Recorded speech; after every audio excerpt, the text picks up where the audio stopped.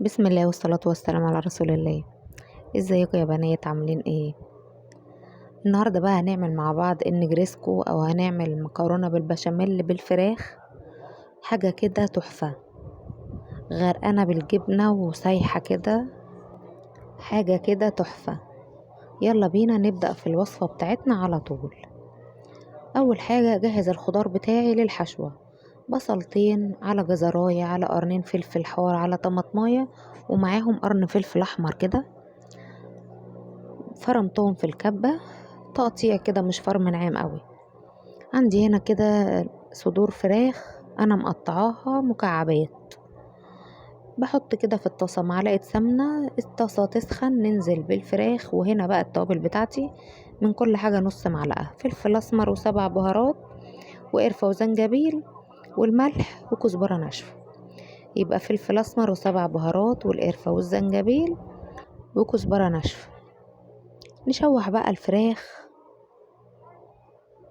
الفراخ اتشوحت معانا، ننزل بقى بالبصل. برضو البصل ياخد له تشويحة حلوة كده، وبعدين ننزل بقى عليهم بالخضار بتاعنا. طبعا في الوقت ده انا كنت مولعة على المية بتاعة المكرونة.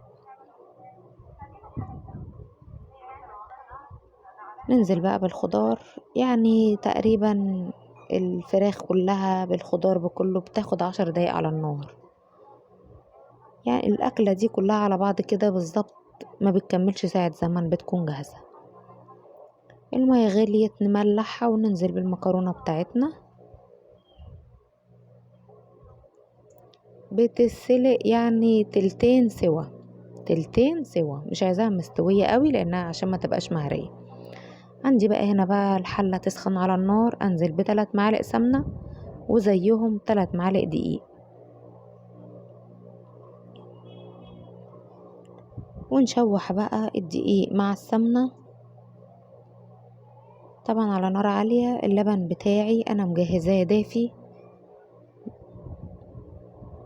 بنزل عليهم كده كمان بمكعب مرقة. انا بحب احطه يتشوح كده مع الدقيق، تلاقي بقى الريحة طلعت بتاعة الدقيق مع السمنة. طبعا حمر الدقيق كويس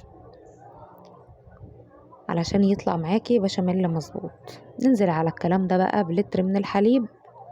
حابة تحطي معلقة قشطة كمان حطي، حابة تحطي كريمة لباني. بنزل عليهم بنص معلقة فلفل اسمر والملح بتاعنا، ونقلب لغاية ما هتلاقي قوام كده. انا مش عايزاه تقيل قوي ولا خفيف، زي ما هتشوفي كده يغلي معانا نطفي. اهو انا عايزة القوام ده. انا بقى بعمل ايه؟ احنا ما بنحبش صينية المكرونة اللي هي تكون طبقات، فبتوصل تلاقي الخرطة تخينة كده وتحس ان قلبها من جوه عجين. انا بنزل بالمكرونة بتاعتي وانزل عليها بالحشوة، وانزل عليهم كمان بنص البشاميل بتاعنا. اظن مفيش اسهل ولا اسرع من كده، وصفة بسيطة جدا ومفيش اسهل من كده. هتعمليها وانتي واقفة تقريبا ما بتكملش ساعة بتكون جهزت. قلبي بقى كل الخليط ده على بعضه،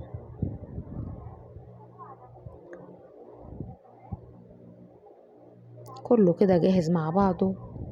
ننزل بقى بالصينية دهنة سمنة محترمة، دي اكبر صينية في الطقم اللي هو المستطيل. انا ما بحبش سمك المكرونة يبقى عالي قوي، يعني بنحبها وسط كده، ولا هي تخينة قوي ان هي تبقى عجين من قلبها، في نفس الوقت ما تبقاش ناشفة. افرد بقى الخليط بتاعي ده كله زي ما انت شايفة السمك بتاعها كده. بعدين بنجيب البشاميل بتاعنا، بقية البشاميل بقى كده عندنا نصه، بنزل عليه ببيضتين.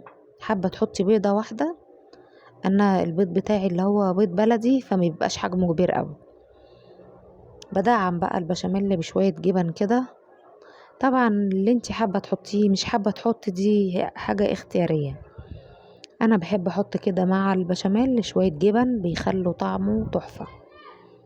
عندك بقى شيدر، عندك موتزاريلا، عندك رومي، عندك ميكس، اللي انت عايزاه. افردي بقى طبقة البشاميل